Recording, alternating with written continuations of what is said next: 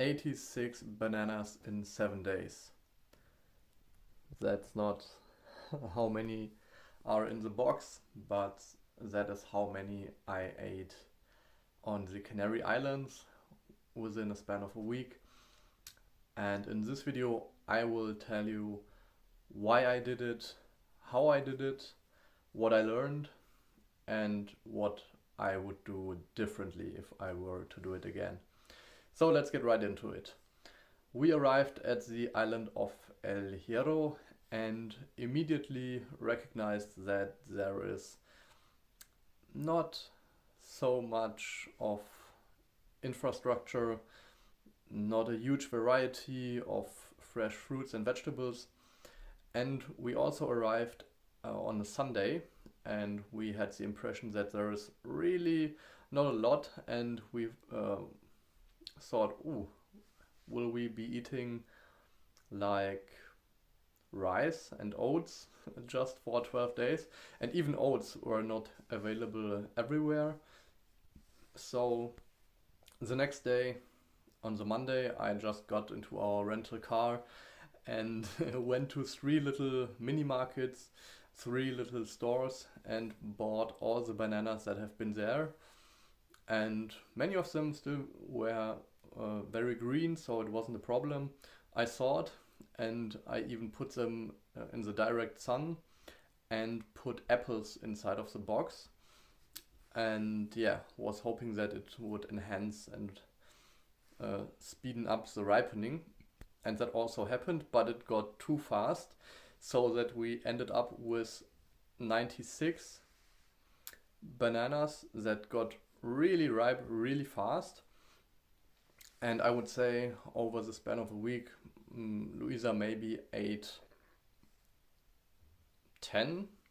Even if so, I ended up eating the rest, and we didn't throw away one banana. So everything got eaten, nothing got wasted.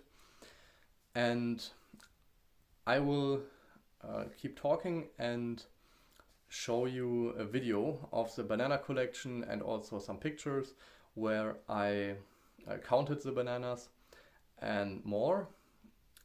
And I noticed I don't really like them, like to eat the bananas just straight from the peel one after the other.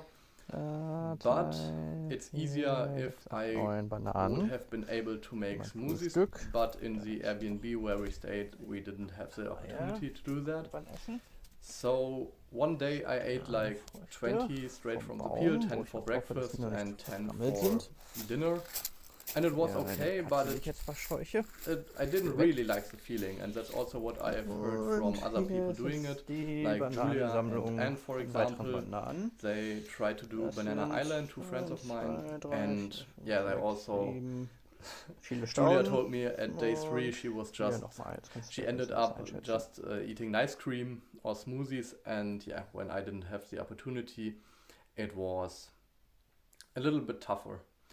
And that was the only day when I just ate bananas for the day. The other days I mixed them up.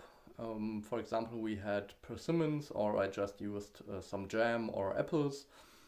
And I noticed for me it made it really more easy. And yeah, I also made like a pudding out of the bananas for breakfast, like a mashed bananas. And that was also making it much more easy for me to eat them and to eat a lot. Besides from that, what did I learn in that week where I ate all these bananas? First thing I would say is, no matter how brown the banana is on the outside, it still can be edible and also delicious on the inside. Second thing I learned is the misconceptions in society about bananas either causing constipation or diarrhea were not true for me personally. My digestion was perfect and easy, and I really liked the feeling. In the raw vegan fruitarian community, there is even the saying banana poos, so that bananas have a really softening impact on your bowel movements, and yeah, that you don't have any struggles. And on that note, also, I find it to be ironic and contradictory that the banana should cause constipation and diarrhea at the same time. For the nerds out there, it's kind of Schrödinger's banana causing constipation and diarrhea at the same time, which obviously is not possible. I also learned that I really like bananas. Otherwise, like before, I ate them and sometimes I had a banana smoothie, but I was also always known as a grape man from my fruity friends, and bananas didn't really appeal to me, but that changed. And as you can see right now, I'm also doing banana smoothies for breakfast right now, or just a huge fruit salad which has a lot of bananas just to get the calories in, and I also like the taste. And you can see that's another learning. I didn't get sick of eating them. I arrived back from the Canary Islands and I already asked my parents to get a box of bananas for me that could ripen, and I ended up returning with some really, really nice ripe bananas at hand. What I found interesting is also how the people reacted to me, like the social aspect of it. I sent it to a friend and she was like, Grundgütiger, that's German for like, dear Lord, how can you eat all these bananas? And I was also writing her that ate like 20 in a day, and she was like, oh, that's how much I eat in a year. So I think that was a little bit strange for her. But other friends like Martin, I was sending it to him, and he also likes to eat bananas and like to eat a lot of it.